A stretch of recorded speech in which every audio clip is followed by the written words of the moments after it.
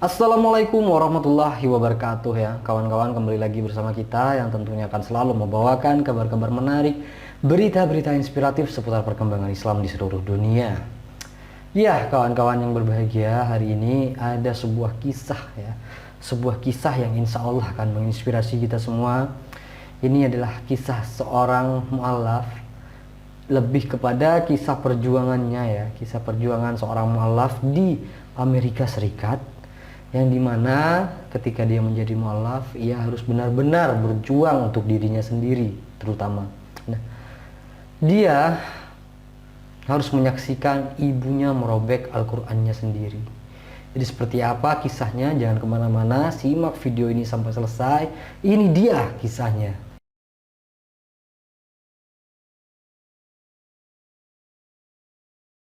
Nama saya adalah Karima. Saya dari Amerika Serikat dan saya berusia 23 tahun. Keluarga saya tidak pernah religius. Ibu saya selalu merendahkan agama yang resmi, sementara ayah saya adalah seorang ateis sejati. Kami tidak pernah ke gereja atau tempat ibadah yang tumbuh dewasa ya.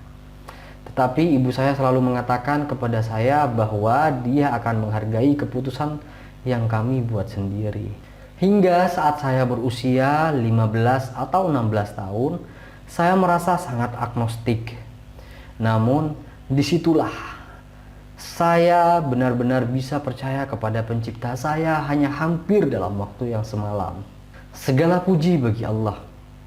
Saya berada di sekolah menengah momen itu. Di kelas, kami memiliki tugas kelompok. Di mana kami ditugaskan untuk meneliti festival agama tertentu ya. Grup saya ditugaskan untuk meneliti tentang Idul Adha. Karena saya seorang yang cenderung mengambil kelonggaran dalam proyek, saya akhirnya menjadi pengumpul informasi utama dan itu adalah tugas untuk saya.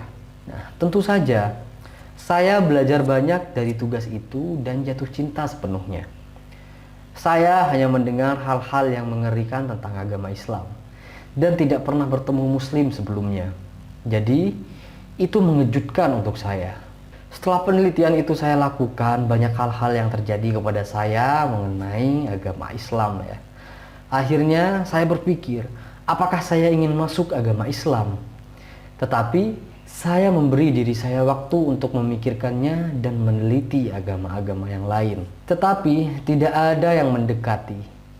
Segala sesuatu tampak begitu buatan manusia dibandingkan dengan agama Islam. Saya melakukan penelitian dan pada 14 Februari 2014 saya berjalan pulang dari sekolah.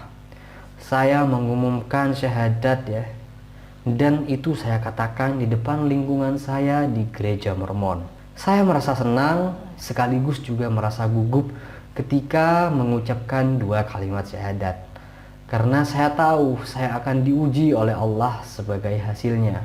Saya mulai belajar sholat dan jatuh cinta dengan jilbab ya tentunya.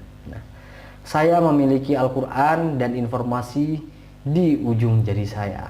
Masalahnya adalah orang tua saya. Kata ibuku, dia akan mendukung sepenuhnya apa yang aku ambil. Tapi faktanya tidak.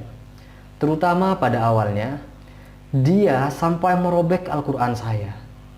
Dan ayah saya menyebut saya hal-hal yang mengerikan tentang agama Islam. Nah, saya tidak bisa beribadah di depan mereka, dan saya harus bersembunyi-sembunyi. Wah, ini sangat mengerikan untuk saya. Tapi satu hal yang tidak pernah saya lepaskan meskipun mereka terus menggempur saya adalah satu, yaitu keyakinan saya kepada Allah Subhanahu wa Ta'ala. Nah, sekarang ibu saya tidak setuju, tetapi pelan-pelan hatinya pun mulai melunak seiring berjalannya waktu. Ayah saya masih sangat menentangnya, tapi jujur, jika Allah menghendaki, dia bisa menjadi seorang muslim yang bahkan lebih kuat daripada saya suatu hari nanti. Subhanallah. Islam telah membuat saya menjadi seorang yang merasa utuh. Saya merasa seperti tujuan saya dipenuhi melalui Islam dan hati saya selalu dipenuhi dengan kebahagiaan terhadap Allah Subhanahu wa Ta'ala. Nah, Islam cocok dengan sifat manusia. Bagi saya, Quran tidak berubah dan bisa dihafal oleh begitu banyak orang adalah keajaiban Tuhan. Sholat itu sendiri adalah momen yang menyatukan bagi banyak umat muslim di seluruh dunia. Subhanallah. Jadi itulah ya kisahnya kawan-kawan, dari sebagian kecil para mu'alaf yang ada di Amerika Serikat. Mereka memang harus benar-benar berjuang daripada gempuran orang-orang yang agnostik. Mereka juga harus hari ini mulai menampakkan identitas mereka ya. Subhanallah.